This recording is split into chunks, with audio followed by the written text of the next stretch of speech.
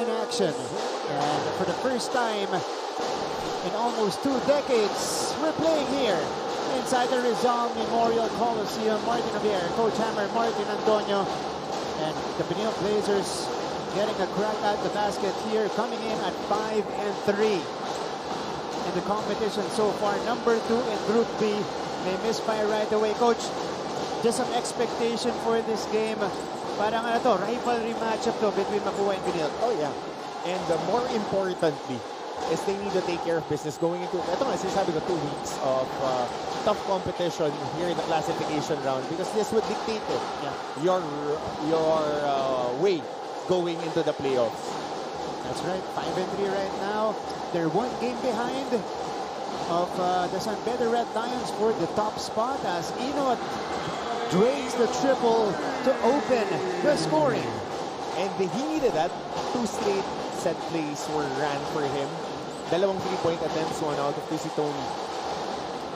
It's been a slow grind for Tony Inot. You know, he spent a few months away from basketball to recover from a foot injury as Liwag forces his way in. Counted and the foul for the reigning MVP. Good early screen for Liwag. This was the first 3-pointer of Tony Inot. Pero ito yung catching in traffic. Right off the screen, right there, 3 people in front of him, taking the contact. That's very difficult, catching and taking hits, finishing in traffic. Alan Liwag, Coach, we asked him earlier during warm-ups kung kamusta na siya. Is he 100%? Sabi niya, okay na. Malapit na dun sa kanyang peak form. But yung tinanong ko rin, how's your head? Kasi yung psychological factor na ang tagal ng layoff na.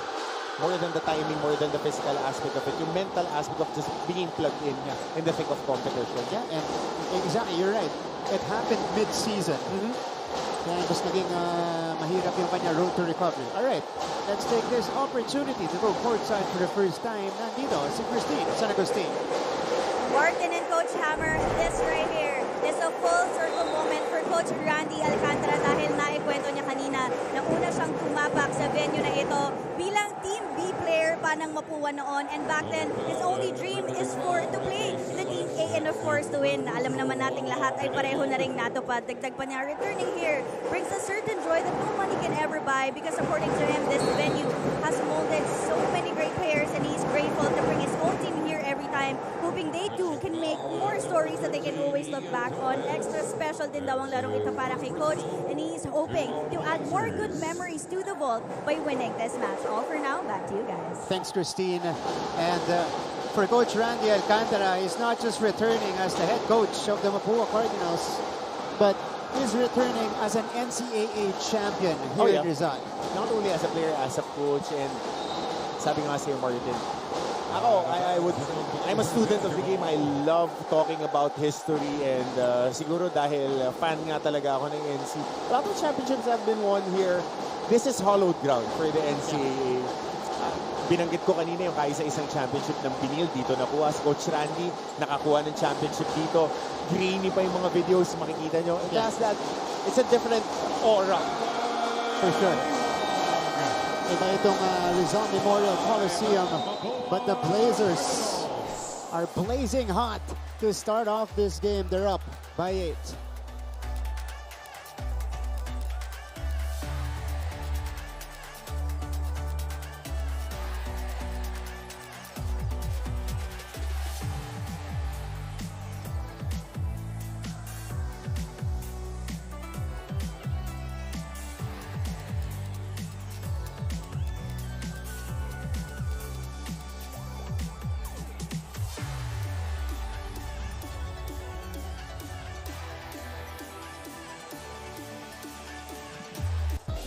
Back to the action, an 8-0 start for the Benil Blazers. Alan Liwag forcing his way in for a basket.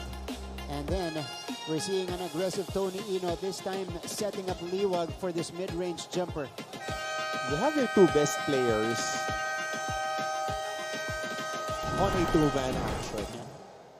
Pick your poison na lang yung depensa dyan. Kahit na anong scheme ng mga coaches, when you have your best players doing the right decision like that, atake ni Tony, na-attract 4 na depensa, kick it out.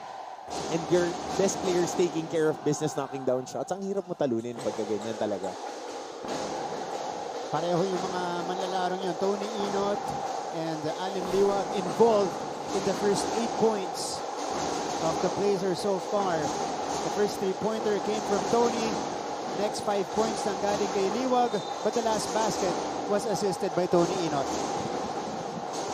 So almost 2 minutes going by here in the first game. The Cardinals are still scoreless. They find Joe Gulapa. Nice pass. Ooh, Itura blew the layup. Tony Inot now running the other way. He's got a bigger defender in Itura. Inot from straight away. Inot with his second triple of the first. 11 points on the start para dito sa Benilde Blazers, and that has been very potent.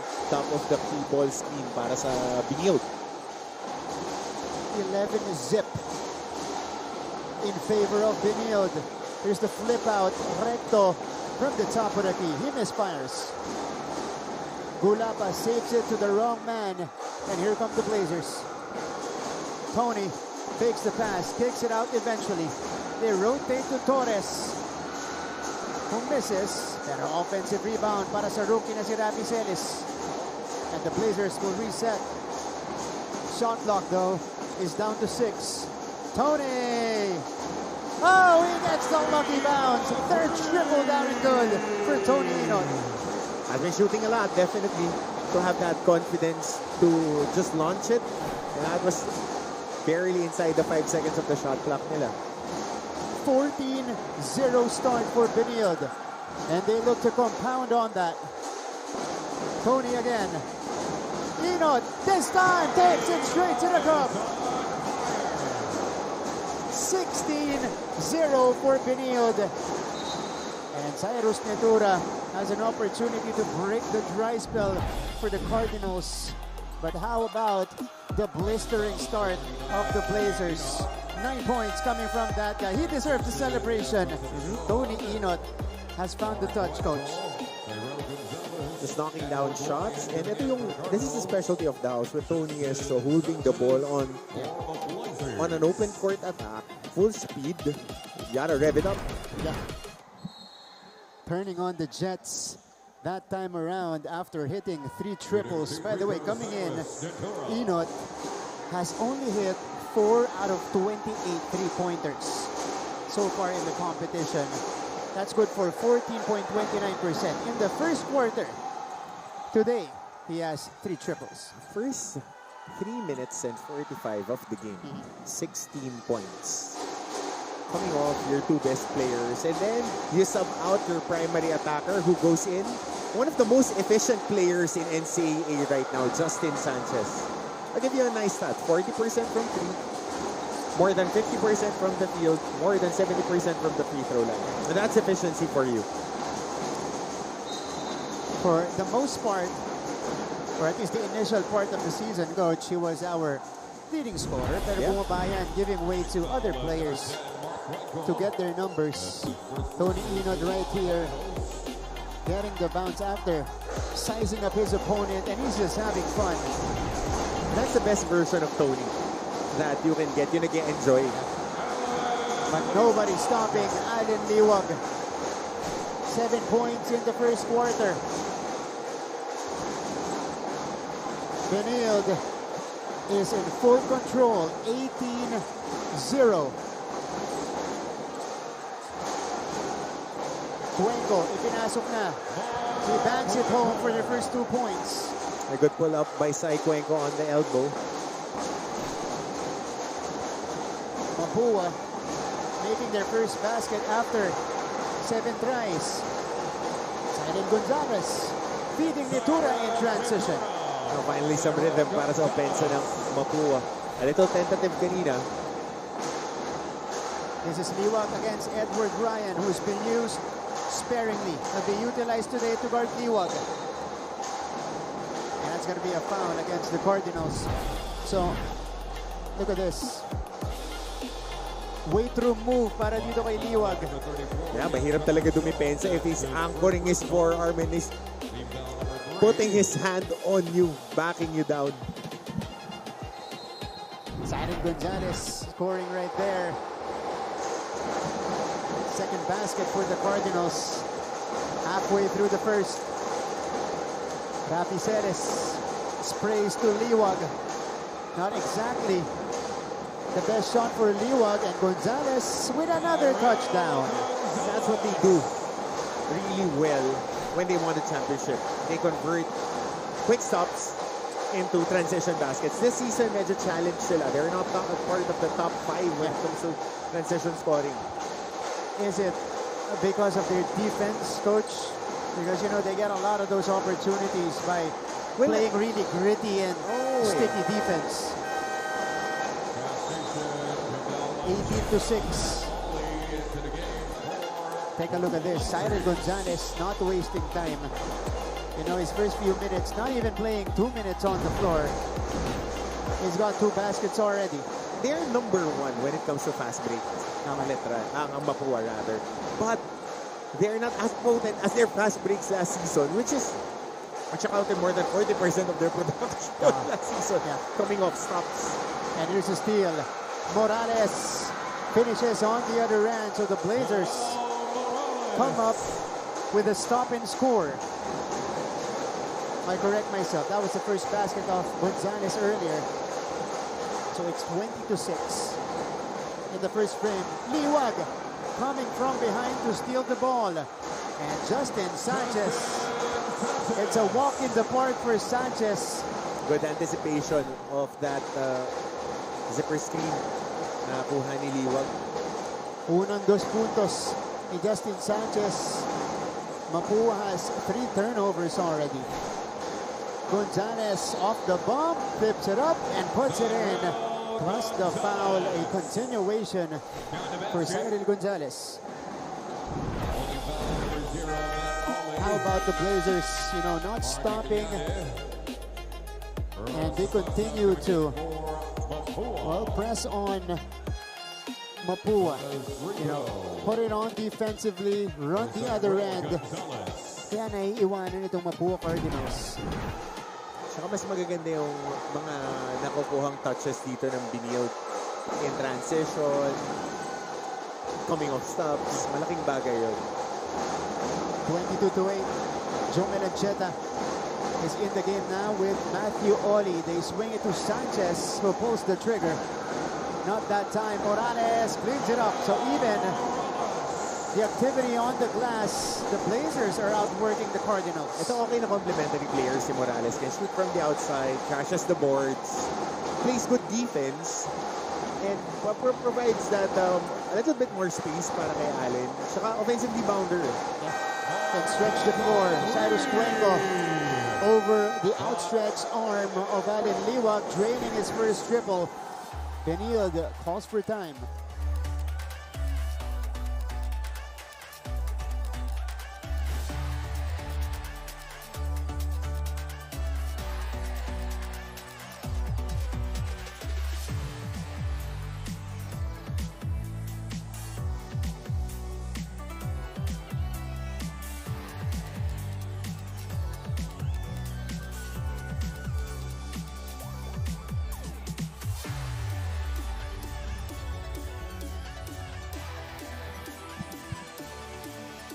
Balik sa ating laban. Blazers versus Cardinals. And this was the putback of John Morales. You mentioned, Coach, you know, he's the perfect complementary piece for this Benilde team as Cyrus Cuenco buries this triple. Kailangan mo talaga ng mga complementary pieces for your team to excel. Okay, number 1, you have to have a hierarchy on your points of attack. Sino yung mga pupuntahan mo ng bola, sino yung mga spacers mo, sino yung mga ball movers, who are the guys that you can rely on crashing the boards, different skill sets, and being a superstar in that skill set, yun yung nagbibigay ng leverage. John Morales, you saw the rebound and put back earlier, pero isa rin ito sa kanilang mga designated three-point shooters. Mapua putting on the slight pressure at the backcourt to delay Benild's offense. Ancheta. Ancheta from way out, no. And Sapasap comes away with it. Here's Cyrus Cuenco. Allen Liwag commits the foul. That's the first foul on Liwag, who has played the entire way so far. Sean Romali coming in for John Morales as we see this foul by Liwag. So, Coach, si Morales ang isa-sub out. That means Liwag and Umali will both be together, or will be together rather here in the first quarter. Ganito sila nagsimula against LPU. Oh yeah. Sean O'Malley is a combo forward na siya eh. Kaya pwede mo nga ilagay na small forward si Sean. Not just by looking at his size, but looking at his skill. Kaya niyang dumipensa ng wing. He can control space. Saka shot blocker. Floor spacer, may tira na rin sa labas. And as a 4, he has a distinct advantage that he can post up or he can pop out. Defensively, kaya rin niyang mag-switch. So malaking bagay yan. And it goes to show gaano ka-loaded itong Benilde roster. That's right. Mattioli, back iron on the 3. Gonzalez to Sapasap. 2 minutes. There is a whistle. It is loud here inside Rizal. But there's a whistle, a foul against Benilde. And that's the acoustics for you. Yeah. That's the college acoustics talaga. Kaya different eh. Kung nandito kayo, the perception is a little bit wider dahil high ceiling. Kaya yung audio niya, pagka pumapalo, mas ramdam mo. Kasi nandito nakapaligid sa atin yung drums, yung mga cheer squads ng team natin. And we feel and hear it more. Yeah. Diba? As EJ Sapasap knocks in the first free throw. So, quietly, Coach Mapua has chipped away here. This is EJ Sapasap, rookie from Tarlac. A star of the Tarlac region in the NBTC competition. 14-24 is the tally. This was as big as 18 points, the lead of Benilde when we started 18-0. But it's been a 14-6 run ever since. Sanchez flips it out. Enod, yes! That is the 4th triple for Tony Enod, and he'll be teed up. Tingin na ba siya actually open on that ball swing? But good recognition by Justin Sanchez to get deeper into that attack.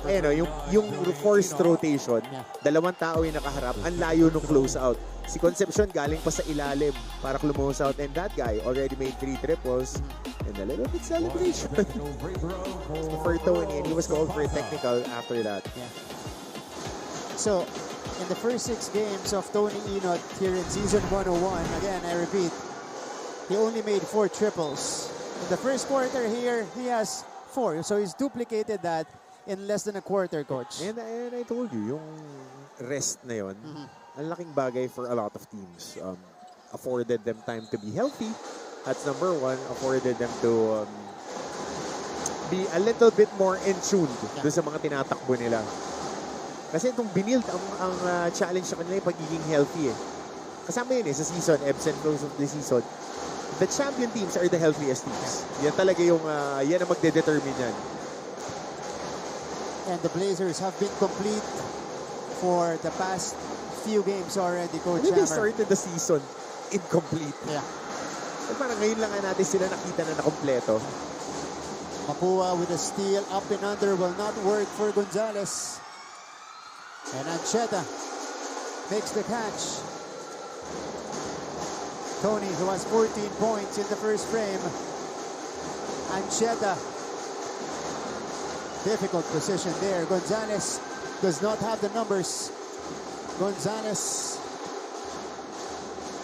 ran out of options when he attacked Sanchez and picked up his dribble.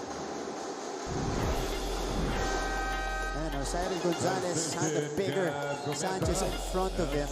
He was looking at the trailers, coach. Saka, ang bilis din bumaba ng depensa talaga ng CSB. Sean Umali was there. Justin Sanchez was there. And even if you're one of the stockier and more dynamic guards that we have, mahirap atakihin yung... Kasi 4 nung high school si Justin. Yan ang kondisyon eh. Kasi Sean, ang bigat din. So, mahirap kumuha ng advantage. And coach, both have good hands. Yeah, exactly. Good, quick hands. Cuenco attacks and draws the foul on Gabby Cometa, who just checked in. This you expect from Mapua. Even if you lead by as much as 20 points, 25 points, there would always be fight in them. And that's what you want to see from your boys. Kahit na gaano kalaki yung lamang, lalaro lang ng lalaro, they would continue on chipping away. They have full trust on this machine.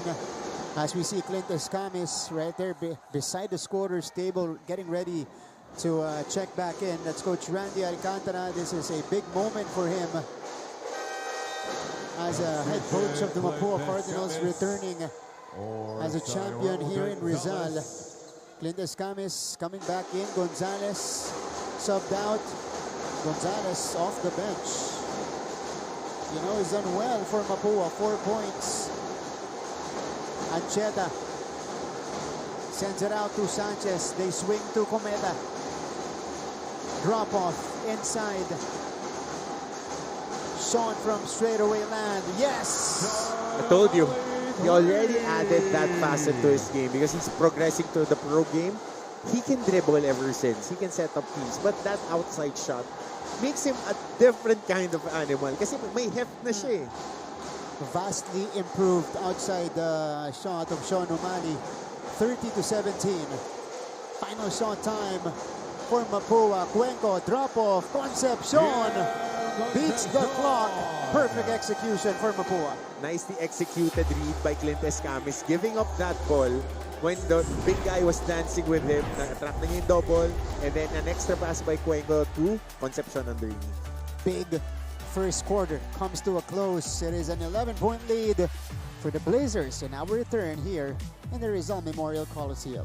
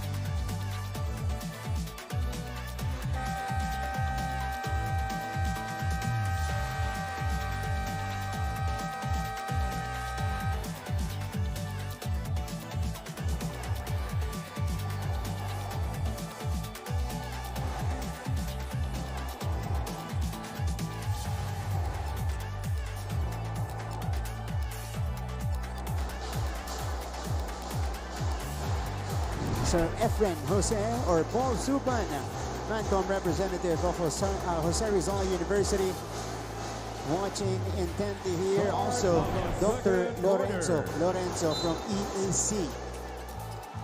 Right beside him as we begin the second quarter between Benilde and Mapua. So, first quarter po natin, I think the biggest story there, Coach Hammer, was the 18-0 start as PJ Sapasap goes up and under for the left delay. Big start for Benilde, Coach, but Mapua caught up towards the end. Yep, chipping away. Matagal nila nang bago nakuha yung kanilang first field goal. Pero dito, right off the bat, they went to that post up kay Sapasap against SJ Moore, and then they forced a fast break here with Concepcion. So that's a quick 6-0 run at the end of the first quarter to the second quarter. Yam Concepcion got the last basket off the first through a buzzer beater as SJ Moore gets fouled. So Moore, who's been used sparingly, Coach, has all the tools. Yeah. He has all the tools. Ito na pala, pinasok na yung all metrics team nila eh.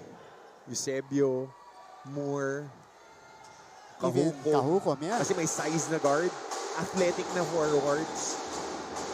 Kasi when you look at Anton Eusebio and SJ Moore, a little bit similar when it comes to their skill set. Very athletic, can shoot from the outside, can really attack the rims. Almost similar type of players. Si Anton lang has a little bit more height on him, and si SJ naman has a little bit more length.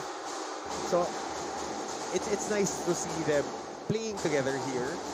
Pero yung next transition pa, what's the next level for these guys? Kasi si SJ a little bit younger. Yeah. So only his first year with Benil, but we know him in season 98. Played for the Arellano Braves. And speaking of fan time, gets a hard foul against Iglianas. We use this opportunity to go back to our courtside reporter. We have Christine. Sana Christine. During the huddle, Coach Charles Chu reminded the team that he will be happy whatever happens to the team, but at the same time, he knows that they have whatever it takes to go all the way, but this will entirely depend on them. On the other hand, nakausap ko rin si Alan Liwa kanina, and he shared that he and Sean Umali had a sit-down talk prior to this game. Alan mentioned that Sean helped him realize that he plays his best when he's simply enjoying the game. Sinabi rin niya na ito ang pagkakataon nilang makabawi sa Cardinals, and they will make sure that this time around, it will be theirs. All for now, back to you, Chris. Thank you so much, Christine. Maybe Tony Inot also had a conversation with Sean O'Malley because, you know, he was having fun. He was just out here enjoying himself in that first quarter. Yep. And, of course, Alan Liwag, major factor why Benil created that 18-point advantage to begin the first frame. We'll see if that talk with Sean, as Christine said, will work continuously. Yes, Jay Moore. Nothing but the bottom of the net on the triple. Alam mo si SJ kasi ang problema niya hindi activity eh. It's how to control and change gears. Kasi kita mo eh, he is really aggressive. It's very explosive. And offensively, he is there. But defensively, ito, yung over-eagerness niya. 2 beses na siyang pinuntahan sa post-up ni Brian Sapasap. Si Sapasap ba? Mas malaki sa kanya. Well, number 1, not stronger, heftier, but he can play in space. Twice he scored on Sapasap. Twice Sapasap scored on him. So it's just a matter of getting the details down on Pat. Yeah. Kasi, you know, 3-4. Pupuntahan na naman siya eh. Kasi got two baskets. If you're a guy as toolsy as him, nobody should be posting you up. That's right. You know, he has the tools of becoming a star here in the NCAA as he misses from the other side. Sapasap on the attack. Turnover count. Mapua has 5. Benil does 2. But the Blazers will pick up a foul. Parang ganun yan eh. Points of attack. Yun yung ginagamit ng mga coaches ngayon. So, sino yung hahanapin nila na magkakaroon sila ng advantage? Sa basketball naman, parang Jack and Poy lang eh. Kung sino yung may advantage ka sa skill, sa size, or sa scheme. Tatlo. Ngayon, nakikita nila si SJ Moore. Pinasok. 2 beses poste. 2 beses transition. Isa kay Concepcion. Tapos kanina nagkaroon ng switch. Sino yung pumangon? Si SJ Moore. Pag nagsascramble. So coaches will try to find saan tayo makakuha ng advantage. And ako, I'm high on SJ kasi he's very athletic and he's very young. So the moment that he gets that fundamentals down on Pat, yun yung magiging super. Yun mo rebound. Diba? Tools eh. Nandiyan yung tools. Ngayon, kailangan maging pasensyoso ka lang. That's raw athleticism from SJ Moore. And here is Gonzalez. Tignan natin. Pupuputahan nila yung bantay ni SJ. He's got Igliane. They swing it to Sapasap who goes downhill. Iniwas kay Umali. But that's an offensive foul called against Sapasap. I think that was on Igliane, tinulak. Oh. Yeah, Igliane. So ito on that weak side. Kita mo eh, yung younger guys would always ang mga mistakes nila is out of, not out of omission. Nakakalimutan nila yung dapat nilang gawin. And you only get that experience if you get to play. Kasi doon mo malalaman, ito pala yung feel ng laro, ito pala yung tempo na kailangan ko. Hindi ako kailangan takbo ng takbo, rat-rat ng rat-rat. Kalma. Kasi may advantage ako kahit hindi ganun kataas yung work rate ko. Because preseason leagues practice different intensity. Oh yeah, definitely. From, the NCAA intensity. Umali. Kahukom buries the triple. On target outside shooting of the Benilde Blazers. Of course, zone buster. Move that ball east to west. Tapos kailangan makashoot ka sa labas para lumuwag-luwag yung zona. Si Josh Kahukom, yung magic bunot ni Coach Charles against LPU, had 9 points in 11 minutes. Body-to-body collision. Umali versus Escamis, and Sean picks up the foul. Pero ito, Josh Kahukom, yun yung mga bonus na binibigay na ito ni Kahukom as Escamis went airborne straight to Umali's body. I think it's like limited. Still a 14-point lead for the Blazers. Clint Escamis, believe it or not, that's his first point of the game. Finally broke out of that mini slump he had with 20 points in the previous contest. Today he has had a slow start, coach. And that's what Mapua is trying to address here, because in the 3 games losing skid that they had, no coincidence that Escamis wasn't producing at par. Eusebio misses. Ito na si Clint Escamis. Escamis, difficult shot by Clint. Had to throw it up after the spin. Jump ball situation. It's going to be Blazers basketball. Alan Leywag. This is that's good patiently coming from Umali. Just stood there waiting for Clint. Kasi yung pihit ni Escamis, diretso dun sa posisyon ni Sean Umali. Yep. Moving his feet was Sean.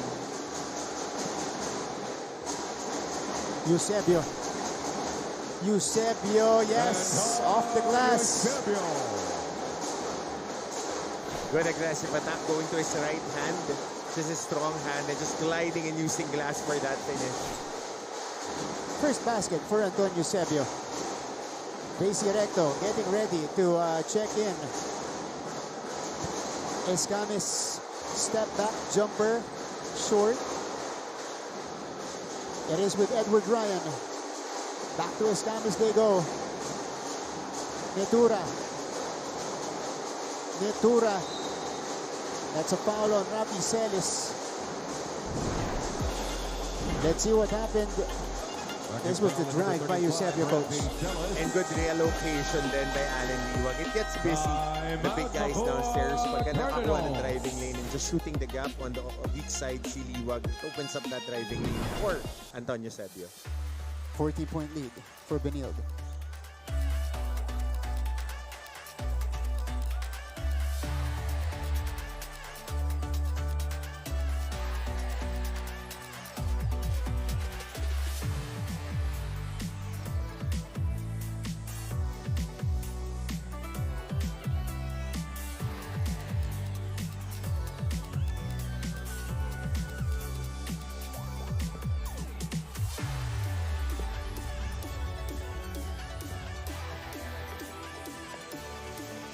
Balik sa ating laban, Sir Frank Gusi Jr. from Perpetual. His team has the best record so far. That was a good game. Ooh. Going into that break. That was a good 3 game. OT. Could have went either way. Yeah. Ganda ng larong yun.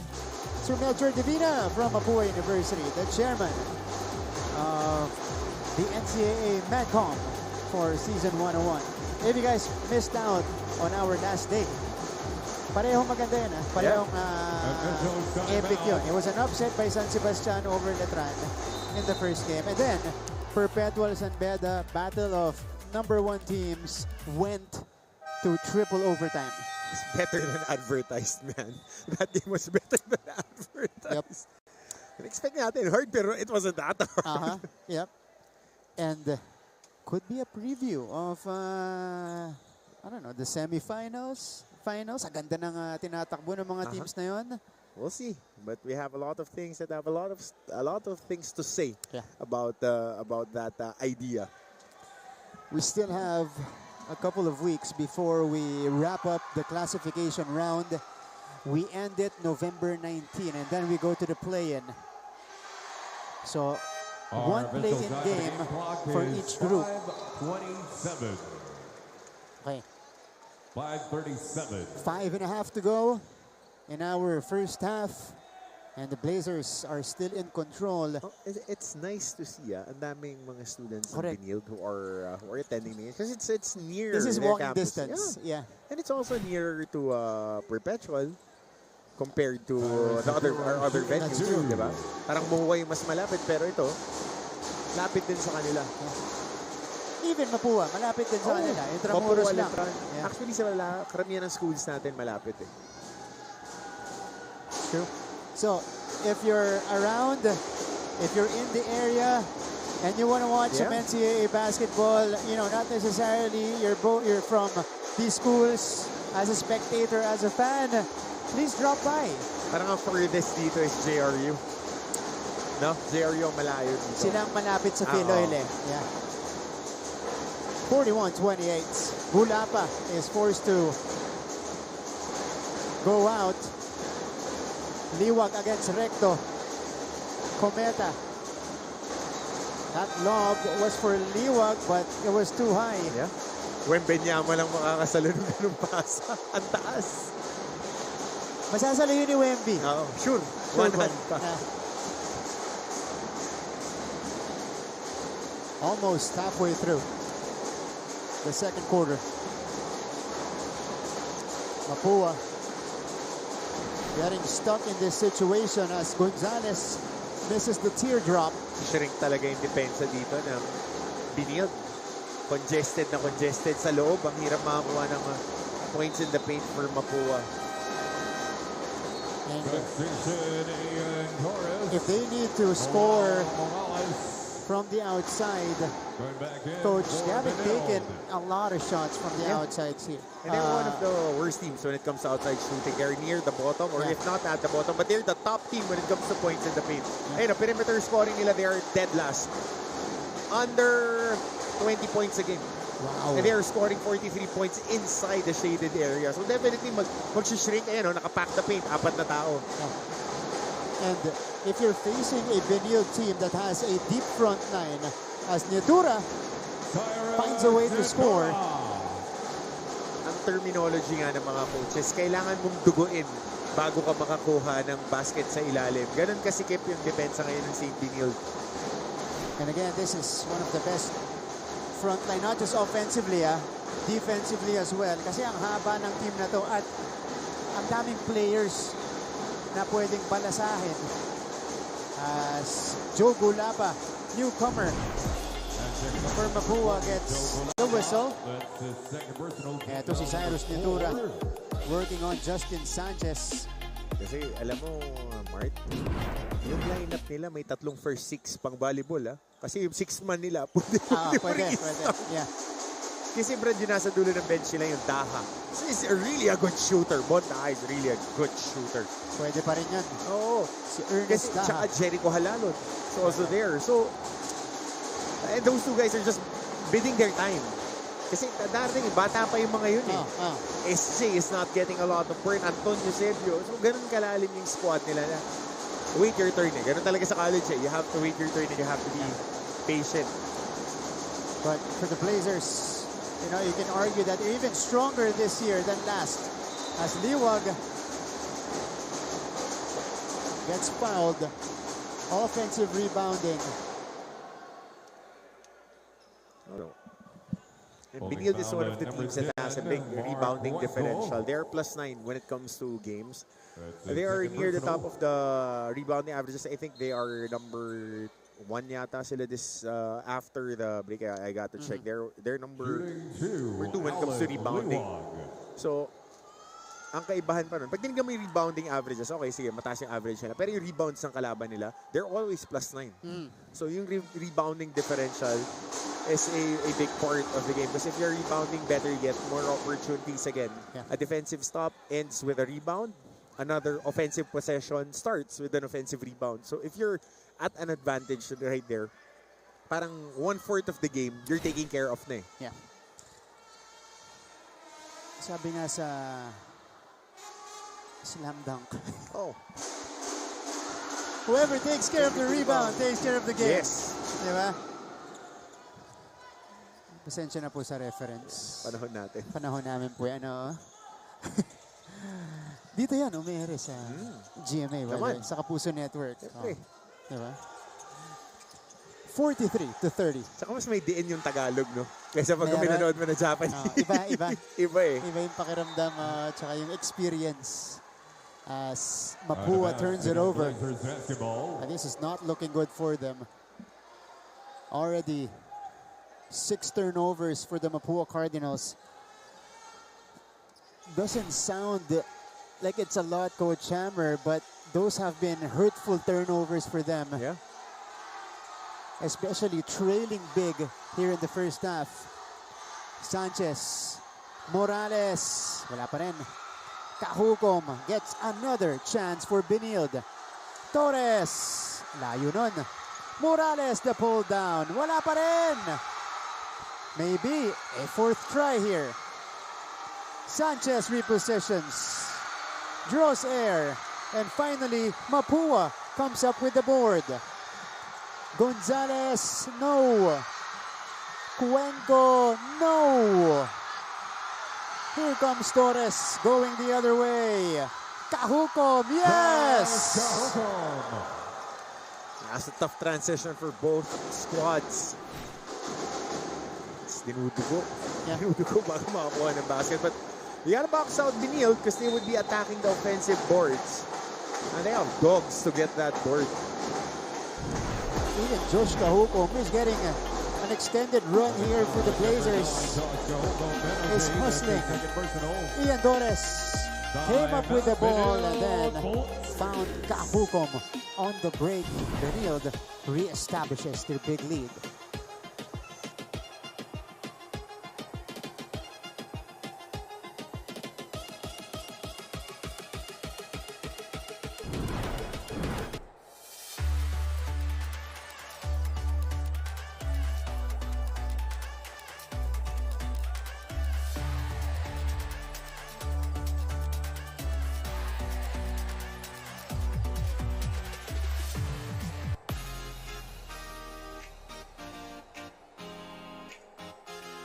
Fan cam tayo dito sa Rizal.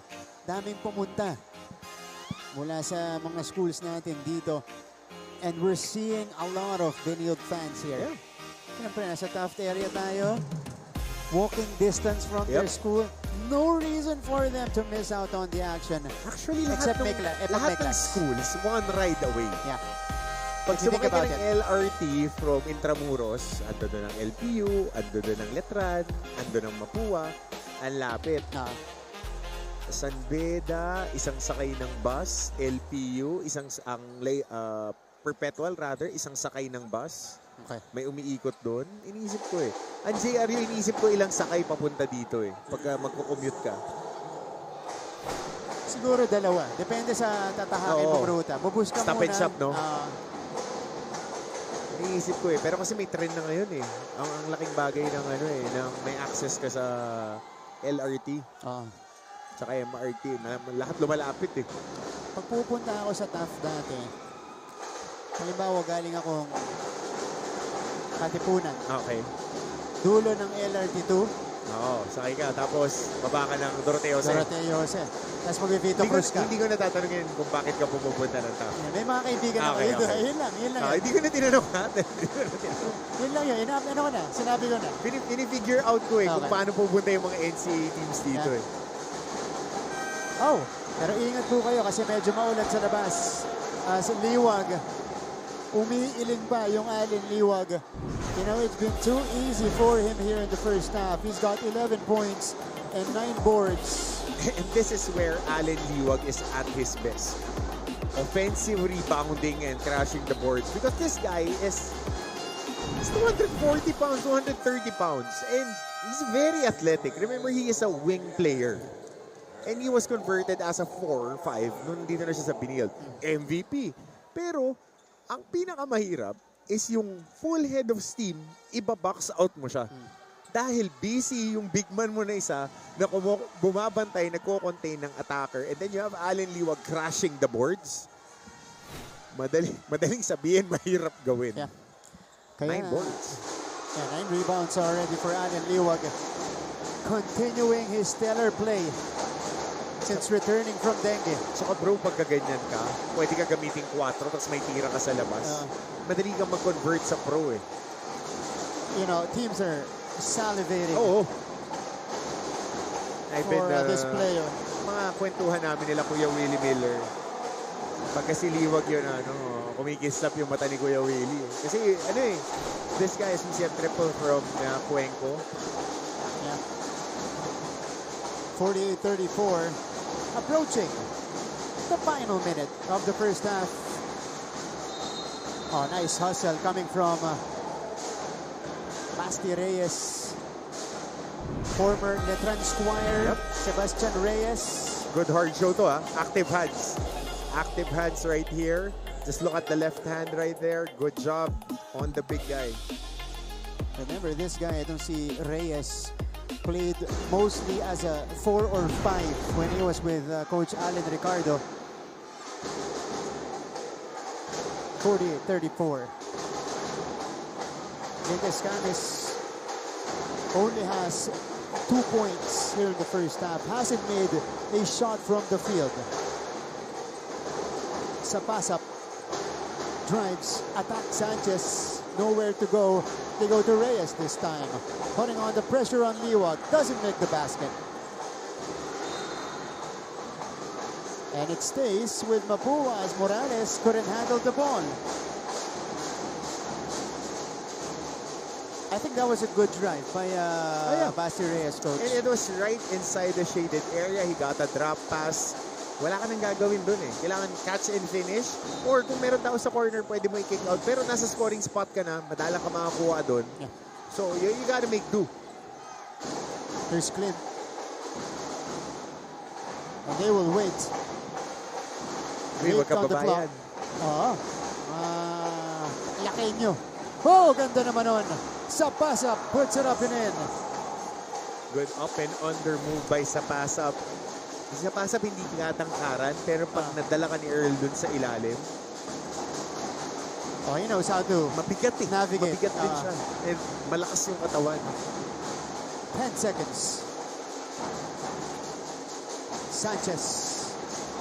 Ancheta. 3 seconds to shoot. They need to take it. Sanchez.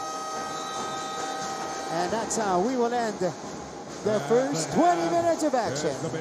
In our return to this historic venue, the Rizal Memorial Coliseum, the Blazers are up comfortably at the half, 48-36. We'll be back for numbers. The story of the first half, maririnig nyo mula sa amin. At syempre, we have performances from our cheerleading squads. All of that when we return here in NCAA Season 101.